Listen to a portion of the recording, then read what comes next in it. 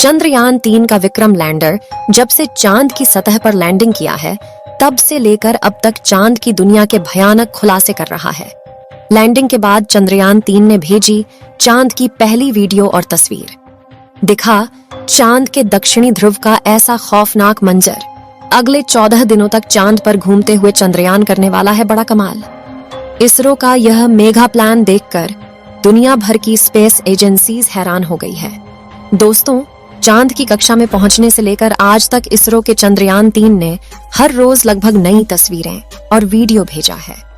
और क्या आप जानते हैं कि रूस का लूना 25 जिस दिन क्रैश कर गया, उस दिन भी लूना के स्थित की दुर्लभ तस्वीरें साझा की थीं, जिसमें चंद्रमा का वह फॉरसाइट दिख रहा था जिससे धरती पर बैठकर किसी भी टेलीस्कोप से नहीं देखा जा सकता। लेकिन इस वक्त की सबसे बड़ी खबर यह है कि चंद्रयान-3 चंद्रमा की सतह पर सफलतापूर्वक लैंड कर चुका है, जिसके तुरंत बाद उसने अपने अंदर लगे एडवांस हाई क्वालिटी कैमरा की मदद से चांद के दक्षिणी ध्रुव की पहली झलक कैप्चर कर ली है।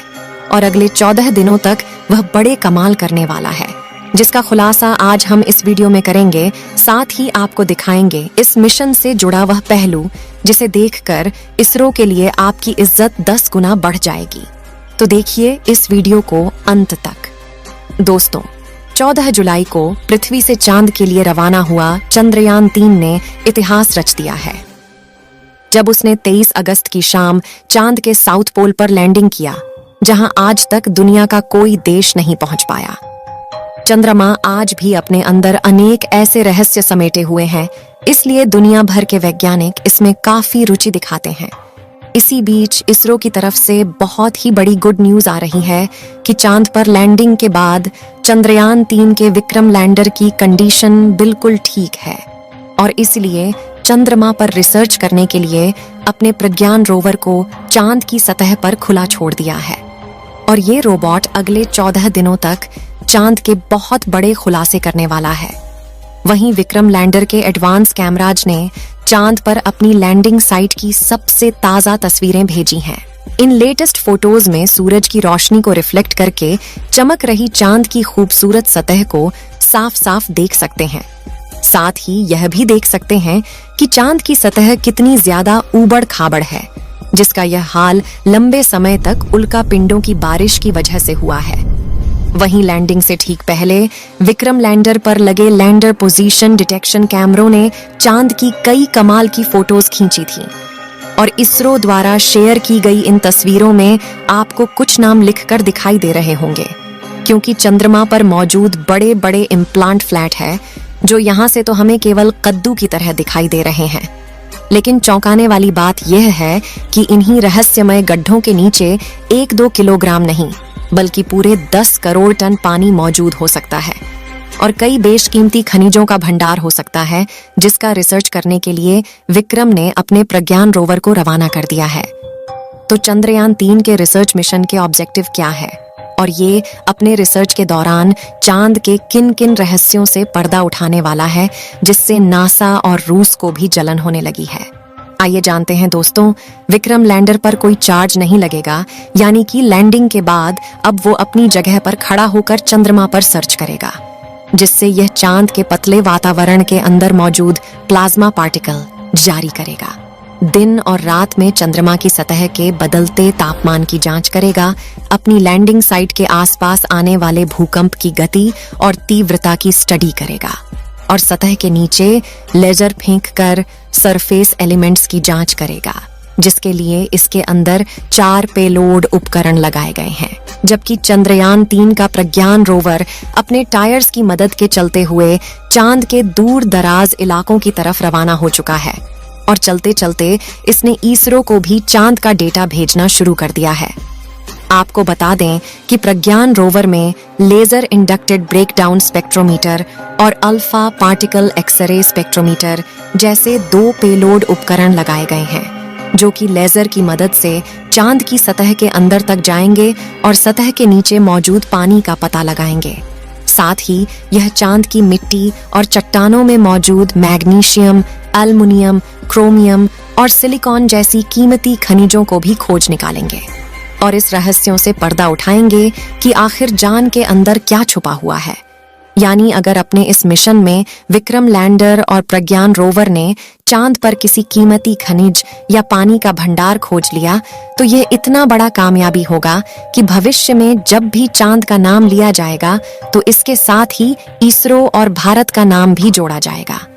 आपको बता दें कि रिसर्च मिशन चांद के वे लूनर दिन होते हैं जो कि पृथ्वी के 14 दिनों के बराबर हैं, जिसके बाद चंद्रयान 3 का विक्रम लैंडर और प्रज्ञान रोवर अपने आप निष्क्रिय हो जाएंगे और सदियों तक चांद की सतह पर खड़े होकर भारत के नाम का ठप्पा लगा देंगे। ऐसा इसीलिए क्योंकि इसरो ने वापस लाने का कोई प्लान नहीं बनाया है। वहीं इसे सिर्फ दिन के वक्त ही काम करने के लिए डिजाइन किया गया है, यानी 14 दिन के बाद जब विक्रम लैंडर की लैंडिंग साइट पर अगले 14 दिन के लिए रात होगी तब इसके सोलर पैनल चार्ज नहीं हो पाएंगे और धीरे धीरे इसके सभी उपकरण बंद हो जाएंगे। हालांकि यहाँ गौर करने वाली बात यह है कि इसरो के मिशन का सबसे महत्वपूर्ण लक्ष्य चांद की सतह पर सॉफ्ट लैंडिंग करना था। मगर ये सवाल आता है कि चांद पर लैंडिंग करना इतना मुश्किल क्यों है? क्यों 23 अगस्त का दिन इसरो के इतिहास का सबसे ऐतिहासिक दिन बन चुका है और क्यों इसरो की इस उपलब्धि से ब्रिटेन, चीन और रूस जलकर राख हो चुके हैं? दरअसल दोस्तों, चांद के दक्षिणी ध्रुव पर उतरना आसमान से तारे तोड़ने के समान है, क्योंकि चंद्रमा के दक्षिणी ध्रुव पर सूरज की रोशनी उतनी नहीं पहुंच पाती जितनी चांद के दूसरे हिस्सों पर पहुंचती है। इसी वजह से चांद के दक्षिणी ध्रुव पर चारों तरफ घनघोर अंधेरा रहता है। वहीं पृथ्वी से चंद्रमा के इस क्षेत्र की दूरी ज्यादा होने की वजह से लैंडिंग के दौरान कमांड सेंटर का लैंडर से संपर्क टूटने का खतरा बना रहता है।